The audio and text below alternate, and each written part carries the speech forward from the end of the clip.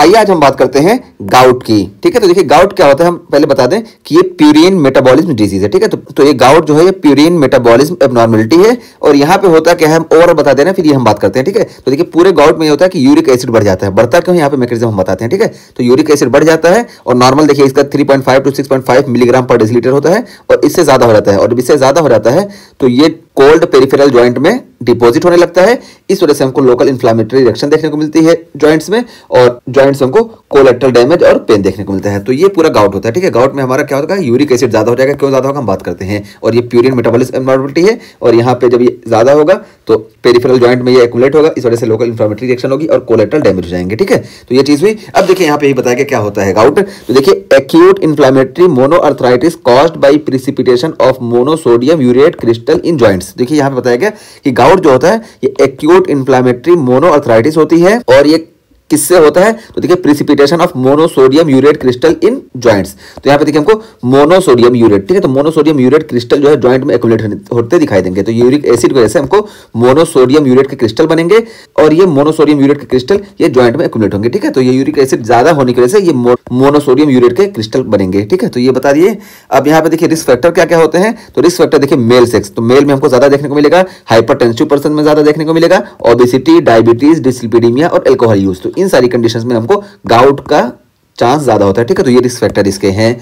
और strongest risk factor is hyper uricaemia. तो देखिए हाइपर यूरिसीमिया जो है ये इसका स्ट्रॉन्गेस्ट रिस्क फैक्टर है। क्यों, क्योंकि हाइपर यूरिसीमिया जब होगा तो इस वजह से जो है ये मोनोसोडियम यूरेट के क्रिस्टल जो है ये ज्यादा बनेंगे। इस वजह से हमको यहाँ पे गाउट का चांस ज्यादा देखने को मिलेगा। और देखिए हाइपर यूरिसीमिया यानी ये यूरिक एसिड ज्यादा क्यों देखने को मिलता है, तो देखिए बताए कि which can be caused by, ये देखिए तीन मैकेनिज्म है, तीनों से हो सकता है। ठीक है, तो यहाँ पे देखिए मेन हमारा यही है। ठीक है, तो देखिए यहाँ पे क्या हुआ कि under excretion of uric acid. तो देखिए 90% पेशेंट में यूरिक एसिड का जो एक्सक्रीशन होता है ये कम हो जाता है। और यूरिक एसिड का एक्सक्रीशन कम क्यों होगा, तो देखिए लार्जली इडियोपैथिक, तो इडियोपैथिक हो सकता है या इसी तरीके से potentiated by renal failure, renal failure की वजह से भी हो सकता है, और can be exacerbated by certain medication जैसे थायराइड डायबिटीज है। तो इन सारी कंडीशंस में हमको यूरिक एसिड का जो एक्सक्रीशन है ये कम देखने को मिलता है। ठीक है, इडियोपैथिक भी हो सकता है और रीनल फेलियर में तो कम देखने को मिलेगा ही।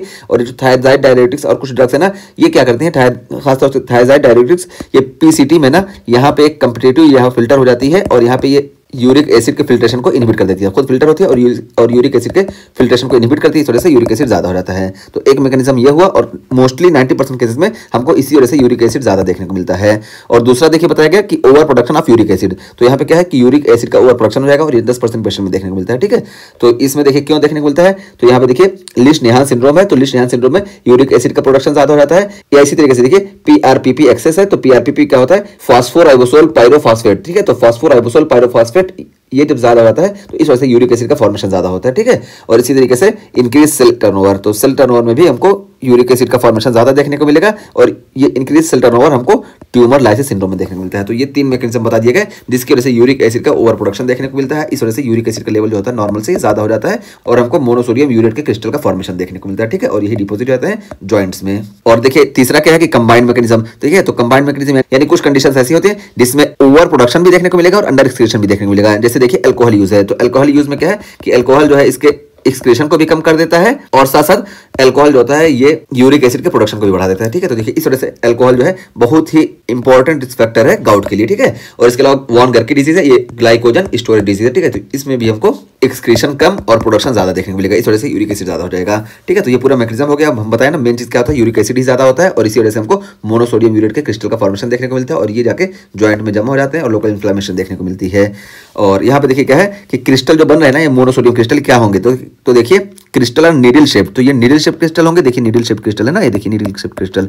तो क्रिस्टल का फीचर बताया जा रहा है कि ये क्रिस्टल नीडल शेप होंगे और देखिए negative birefringent under polarized light. ठीक है, तो जब पोलराइज्ड लाइट का हम इस्तेमाल करेंगे ना तो यहाँ पे हमको ये देखिए पोलराइज्ड लाइट में क्या होता है कि हमको ब्लू ये दिखना चाहिए। ठीक है, तो ब्लू हमको दिखना चाहिए लेकिन ये ब्लू पोलराइज्ड लाइट में हमको नहीं देखने को मिलता है। और जो ये पोलराइज्ड लाइट में हमको ब्लू नहीं देखने को मिलता है ये क्रिस्टल, तो इसको हम बोलते हैं निगेटिव बाई रिफ्रेजेंट। ठीक है, और अगर हम पोलराइज्ड लाइट का इस्तेमाल कर रहे हैं और ये क्रिस्टल हमको ब्लू देखने को मिल रहा है ना तो इसको हम पॉजिटिव बोलते हैं। ठीक है, तो जब हम बाइपोलराइज्ड लाइट का इस्तेमाल करते हैं तो ये हमको ब्लू नहीं देखने को मिलता बल्कि येलो देखने को मिलता है। ठीक है, तो इस वजह से इसको हम बोलते हैं निगेटिव बाई रिफ्रेजेंट। ठीक है, तो देखिए हमको गाउट में जो क्रिस्टल देखने को मिलता है ये मोनोसोडियम यूरेट होता है और ये निगेटिव बाई रिफ्रेजेंट होता है, यानी ये येलो अंडर पैरेलल लाइन। तो ये पैरेलल यानी पोलराइज्ड, क्योंकि पोलराइज्ड लाइट होती है यही तो पैरेलल होती है। तो ये पैरेलल लाइन के अंदर हमको येलो दिखाई देता है। तो देखिए एल से हम याद रखेंगे कि पैरेलल में हमको येलो दिखाई देता है, इसका मतलब है कि निगेटिव बाइरिफ्रेंजेंट होता है। और जबकि हम परपेंडिकुलर लाइट जब देंगे ना, तो देखिए परपेंडिकुलर लाइट में हमको ब्लू दिखाई देगा, ठीक है। तो परपेंडिकुलर लाइट में ब्लू दिखाई दे रहा है, इसको नहीं मतलब है हमको ये क्या है कि हमको पोलराइज्ड यानी पैरेलल लाइट में ये ब्लू नहीं दिखाई दे रहा है, इसलिए इसको बोल दिया बाइरिफ्रेंजेंट है। और उसके बाद देखिए बताया कि एक्यूट गाउट में और क्या हो सकता है। तो देखिए सीरम यूरिक एसिड लेवल में भी normal during an acute gout, ठीक है। तो अगर एक्यूट गाउट हो रहा है ना, तो इसमें सीरम यूरिक एसिड लेवल जो होता है ये नॉर्मल हो सकता है, ठीक है। तो ये बहुत इंपॉर्टेंट चीज बताएगी, क्योंकि अगर एक्यूट गाउट होता है ना, तो यहाँ पे हम इन्वेस्टिगेशन ऑफ चॉइस में सीरम यूरिक एसिड लेवल को नहीं चेक करते हैं, क्योंकि देखिए यहाँ पे यही बता दिया गया ना कि एक्यूट गाउट में हो सकता है कि serum uric acid level normal हो। इस वजह से इन्वेस्टिगेशन ऑफ चॉइस जो होती है हमारी एक्यूट गाउट की कंडीशन में, ये देखिए हमारी ये जॉइंट एस्पिरेशन होती है, ठीक है। तो जॉइंट एस्पिरेशन ये इन्वेस्टिगेशन ऑफ चॉइस होती है एक्यूट गाउट की कंडीशन में, क्योंकि यहाँ पे देखिए रीजन यही सीम बता दिया गया कि serum uric acid acute gout में नॉर्मल भी हो सकता है।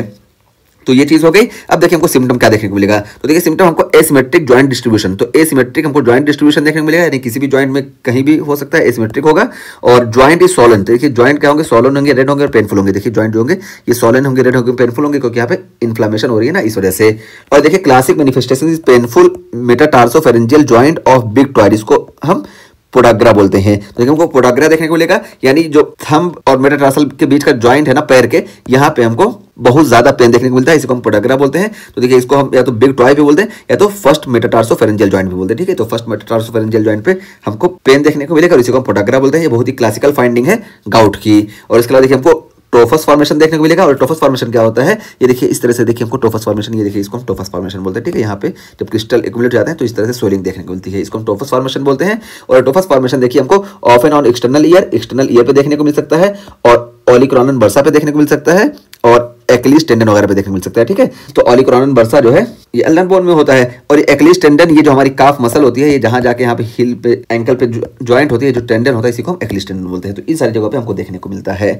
और उसका फिर देखिए बताया गया कि एक्यूट गाउट हमको क्यों देखने को मिलता है। तो देखिए उसका बहुत इंपॉर्टेंट चीज बताया गया कि acute attack tend to occur after a large meal with food rich in purines, ठीक है। तो एक्यूट गाउट हमको तब देखने को मिलता है कि जब हम बहुत ही ज्यादा प्यूरिन रिच फूड लेते हैं, तब हमको एक्यूट गाउट का अटैक देखने को मिलता है। जैसे रेड मीट है, तो रेड मीट बहुत ही इंपॉर्टेंट एक्यूट गाउट में रोल प्ले करता है। देखिए यहाँ पे बताया भी गया कि रेड मीट और सी फूड ये जो होते हैं इसमें प्यूरिन बहुत ज्यादा होता है, इस वजह से इसमें हमको एक्यूट गाउट का बहुत ज्यादा चांस देखने को मिलता है, ये बताया गया। और देखिए ट्रामा की वजह से और सर्जरी की वजह से भी हमको एक्यूट गाउट का चांस देखने को मिलता है। और ट्रामा और सर्जरी में क्यों देखने को मिलता है, क्योंकि यहाँ पे टिश्यू इंजरी होती है, इस वजह से इन्फ्लेमेशन होता है और पीएच कम हो जाता है। और जब पीएच कम हो जाता है तो जो क्रिस्टल होते हैं ना, ये ज्वाइंट में शिफ्ट होने लगते हैं, इस वजह से हमको ट्रामा और सर्जरी के केस में एक्यूट गाउट देखने को मिलता है। और देखिए डिहाइड्रेशन और डायूरेसिस में भी हमको एक्यूट गाउट देखने को मिलता है, क्योंकि देखिए जब डिहाइड्रेशन होगा तो यहाँ पे वाटर का कंटेंट बॉडी में कम हो जाएगा, यानी इसके मुकाबले यूरिक एसिड ज्यादा हो जाएगा। और जब यूरिक एसिड ज्यादा होगा तो ये जो है ये ज्यादा डिपोजिट होगा जॉइंट्स में और हमको गाउट देखने को मिलेगा। और डायूरेसिस में भी यही मैकेनिज्म है कि जो है ज्यादा वाटर लॉस हो जाएगा, इस वजह से बॉडी में वाटर कम बचेगा और हमको एक्यूट गाउट देखने को मिलेगा। इसे मैकेनिज्म हम बताएं। और देखिए अल्कोहल कंजम्पशन की वजह से भी हमको एक्यूट गाउट देखने को मिलता है। और हम बताएं कि अल्कोहल कंजम्पशन दो मैकेनिज्म प्ले करता है, एक कि ये यूरिक एसिड के फॉर्मेशन को बढ़ा देता है, और देखिए दूसरा यहाँ बताया गया कि इंक्रीज ब्लड लैक्टेट, कि जब अल्कोहल का मेटाबॉलिज्म होगा तो ब्लड लैक्टेट का फॉर्मेशन बढ़ेगा, ठीक है। तो मेटाबॉलिज्म की वजह से ब्लड लैक्टेट का फॉर्मेशन बढ़ा, और ये कंपीट करता है यूरिक एसिड के एक्सक्रीशन से। तो यूरिक एसिड का जो एक्सक्रीशन होता है उससे ये लैक्टेट कंपीट करता है, इस वजह से लैक्टेट क्लियर नहीं हो पाता है और लैक्टेट सीरम में ज्यादा हो जाता है। इस वजह से हमको अगर कोई अल्कोहल ले रहा है ना, अब बहुत कॉमनली देखे होंगे कि अल्कोहल के बाद ये सुबह में हमको गाउट का सिम्टम देखने को मिलता है अगर कोई गाउटी पेशेंट है। और देखिए यहाँ पे यही बताया गया कि अल्कोहल का अगर कोई कंजम्पशन कर रहा है तो increase reabsorption of uric acid, तो यूरिक एसिड का रीअब्जॉर्प्शन बढ़ जाता है और हमको हाइपर यूरिसीमिया देखने को मिलता है, और इसी हाइपर यूरिसीमिया की वजह से हमको गाउट देखने को मिलता है, ठीक है। तो ये चीज हो गई। और देखिए हमें यहाँ पे बता दिया कि इन्वेस्टिगेशन ऑफ चॉइस जो होता है एक्यूट गाउट के लिए ये ज्वाइंट एस्पिरेशन होता है, सीरम यूरिक एसिड नहीं होता। क्यों ऐसा होता है ये हम यहाँ पे देखिए ये चीज यहाँ पे लिखा भी है, बता दिए।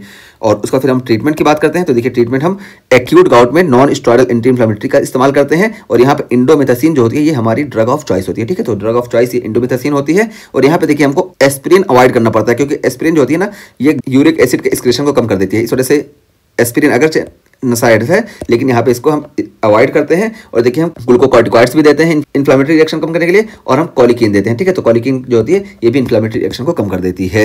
और उसके अलावा हम क्रोनिक में बात करें तो देखिए क्रोनिक में हमारा मेन क्या होता है कि हम प्रिवेंटिव इस्तेमाल करते हैं कि ये जो यूरिक एसिड ज्यादा हुआ है इसको हम कम करें। तो इसको हम कम करने के लिए ज़ैंथाइन ऑक्सीडेज इनहिबिटर्स देते हैं। तो देखिए ज़ैंथाइन ऑक्सीडेज क्या करते हैं, इस देखिए प्यूरिन को जो है यहाँ पे देखिए ज़ैंथाइन ऑक्सीडेज प्लाज्मा यूरिक एसिड में कन्वर्ट करते हैं। लेकिन जब हम ये ज़ैंथाइन ऑक्सीडेज दे देंगे, जैसे एलोप्रिनॉल है और फिबुक्सिटेट है, तो ये इनहिबिट हो जाएंगे, जिस वजह से ये यूरिक एसिड का फॉर्मेशन नहीं होगा। ठीक है, तो हम क्रोनिक में इसी का इस्तेमाल करते हैं और इसी वजह से क्रोनिक में हमारी जो ड्रग ऑफ चॉइस होती है एलोपिरिनाल होती है क्रोनिक गाउट के लिए। और यहाँ पे देखिए हम प्रोबेनिसाइड का भी इस्तेमाल करते हैं। और ये प्रोबेनिसाइड क्या होती है कि देखिए ट्यूबुलर यूरिक एसिड का एब्जॉर्प्शन होता है। ठीक है, यूरिक एसिड का फॉर्मेशन हुआ, यहाँ फिल्टर हुआ और यहाँ ट्यूबुल से एब्जॉर्ब भी होते हैं और ये प्रोबेनिसाइड जो होती है इसके ट्यूबुलर एब्जॉर्प्शन को रोक देती है। ठीक है, तो इस तरीके से ये हमारा ट्रीटमेंट भी हो गया। तो हम पूरा एक्यूट गाउट का टॉपिक कंप्लीट किए और एक्यूट गाउट में हम पूरा बता दिया कि एक्यूट गाउट क्या है, कि ये प्यूरिन मेटाबॉलिज्म डिजीज है। नॉर्मल जो यूरिक एसिड का लेवल होता है सीरम में ये 3.5 to 6.5 मिलीग्राम पर डेसीलीटर होता है, लेकिन इससे ज्यादा हो जाता है। इस वजह से मोनोसोडियम यूरिनेट क्रिस्टल का फॉर्मेशन होता है जो कि जॉइंट में डिपॉजिट होने लगते हैं और जॉइंट में हमको इन्फ्लेमेशन और कोलेट्रल डैमेज देखने को मिलता है।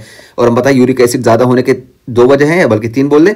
एक की यूरिक एसिड ज्यादा हो जाए, ये 10% केसेस में देखने को मिलता है, और दूसरा की यूरिक एसिड का सिक्रेशन कम हो जाए, ये 90% केसेस में देखने को मिलता है, और तीसरा की ये कंबाइन दोनों हो। और ये हम पूरा बता दिए मैकेनिज्म। और यहाँ पे देखिए सबसे इंपॉर्टेंट चीज क्या है कि एन से हम याद रखेंगे कि यहाँ पे हमको मोनोसोडियम यूरिनेट देखने को मिलते हैं और यहाँ पे जो क्रिस्टल देखने को मिलेंगे निडल शेप देखने को मिलते हैं, और यहाँ पे हमको बाई रिफ्रिजरेंट निगेटिव देखने को मिलता है। ठीक है, तो निगेटिव बाई रिफ्रिजरेंट, तो देखिए मोनोसोडियम, ये मोनोसोडियम, निडल शेप्ड क्रिस्टल और निगेटिव बाई रिफ्रिजरेंट। ठीक है, और इसको येलो और पैरेललिज्म याद रखेंगे।